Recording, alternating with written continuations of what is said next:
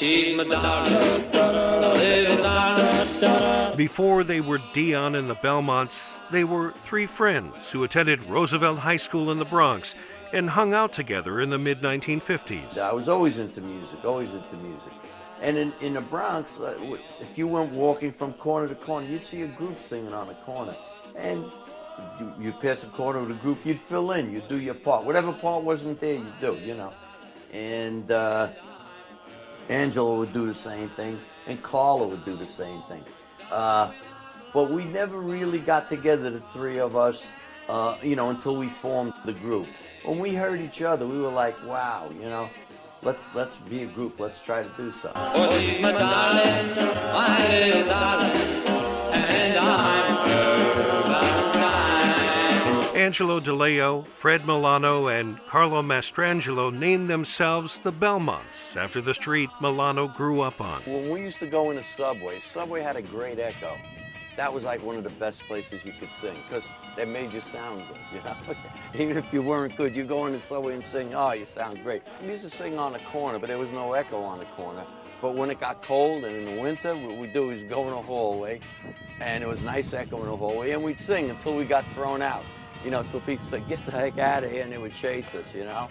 We went on a long trip, upon never to return. Not long afterward, Dion DiMucci joined them to record a tune penned by Mastrangelo.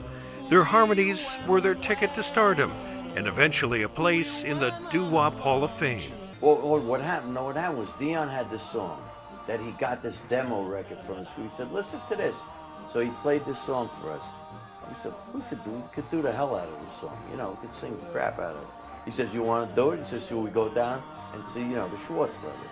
I said, let's go. When we sang it, I mean, they fell down. They said, oh, man, we got to do this. That was, I wonder why.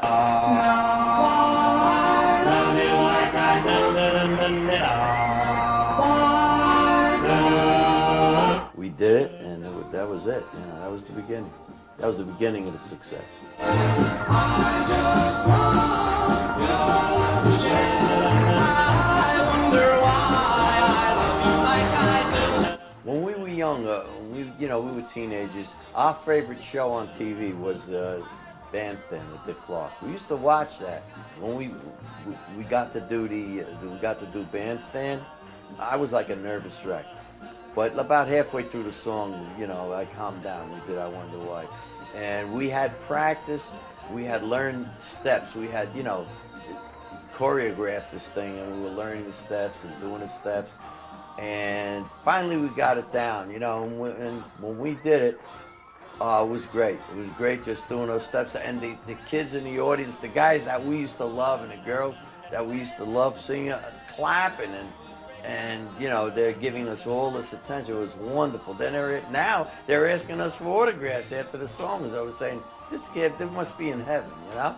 It was like really, really a great, great, great experience.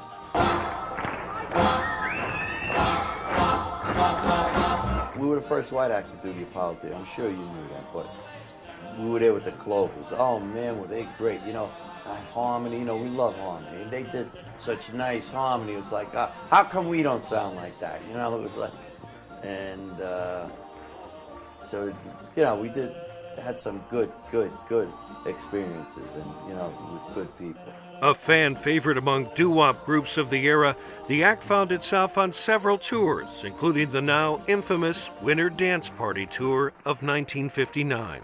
This was such a unique tour. It was like a tour that was put together for our own enjoyment. You know, we're hearing all this different kinds of great music come from these great guys, you know? It was like, this is going to be like a great tour. Why must I be a teenager in love? I cried a tear. But by that time, Angelo had been drafted into the U.S. Navy, so Dion and the Belmonts became a trio for the tour. We had to change our parts to try to do three guys doing four parts, you know what I mean?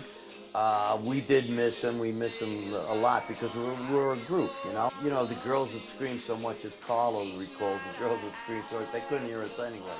They didn't know what the heck we were singing, or at least not the parts, if there was any part missing, you know. But we missed it. During his final television interview at his Long Island home in 2010, Freddie Milano remembered just how cold it was traveling around the upper Midwest in the winter of 1959. 10 degrees in New York's cold. 17 degrees below zero. 35 degrees below zero. 20 degrees below zero. This is cold that we've never experienced. As far as we're concerned, we're in the South Pole. It's so cold, you breathe in and the hairs in your nose freeze, you know?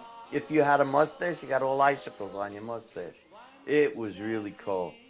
Buses with mechanical breakdowns and faulty heaters prompted Buddy Holly to charter a plane to avoid a long bus ride following an early February show at the Surf Ballroom in Clear Lake, Iowa. I do blame GAC. Yes, I do. Yeah, because they didn't change the bus.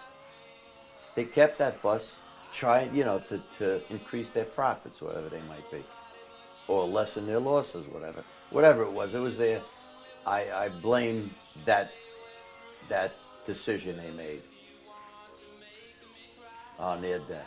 Holly, J.P. the Big Bopper Richardson, Richie Valens, and pilot Roger Peterson were found in the wreckage north of Clear Lake the next morning. Milano and the others who took the bus to Moorhead, Minnesota, didn't get the news until they arrived that afternoon. It was like a shock. It was disbelief. Like, wait a second, what are you talking about? So we all ran into the hotel like, we got to go check this out, you know? And it kind of like, we got to get someone else to say that before we believe it, you know? And sure enough, we went in there, and as we went in the hotel, they had this little TV that was on, the news was on, it was blaring. Rock and roll singers get killed, you know? And it was like, that became official, you know? Then you had to believe it. And I'm sure Buddy and the Big Bopper and Richie would you know, said, let's go, man. Go and do the show. What are you talking about going home? You know, we all felt that, and we all, you know, in our hearts thought that they would want us to do it. So we all decided, okay, let's go. Let's try to get through this thing, try to do it. And, you know, and then we did. They call me the Wanderer, yeah, the Wanderer. I roam around. Not long afterward, Dion decided to go solo, and the Belmonts would become a trio once again. I want you, alright, alright, tell me why my heart skips a beat. After several recordings in the early 1960s and an exit by Mastrangelo, the Belmonts would team up with Dion again in 1972 for a performance at Madison Square Garden and a live reunion album. It was great as far as the audience was it was overwhelming. It was really overwhelming. It was a wonderful, wonderful night, yeah. And we belong together. In later years, Milano graduated college and became a legal coordinator for the city of New York. He and DeLeo added 2 other members to the Belmonts lineup and continued to perform several dates each year, including one as a part of the Winter Dance Party at the Surf Ballroom in 2008. I couldn't wait to get there because I wanted to see if I recognized any of the Surf Ballroom itself. You know, the physical characteristics, like if I remembered, I would remember when I got in there, you know. I remembered the dressing room. I remember playing cards in that dressing room. What we would do is we would play poker, and whoever was on the stage couldn't play, but then when they came down, one of us went up, but it was always like one guy short playing poker. We performed on a stage. It was like, when we went on there, it was like, not that there were ghosts, but it was more than a regular show, you know? It was, and the audience was wonderful, you know? I love you so. What keeps you performing? It's the music and the audience, but mainly the music. We love the music, you know, and we, in our lives not on the stage, we don't get a chance to do the music, to sing together. This gets us together to sing, you know, it's like a great thing. It's really a wonderful thing that we're able to still do it, you know?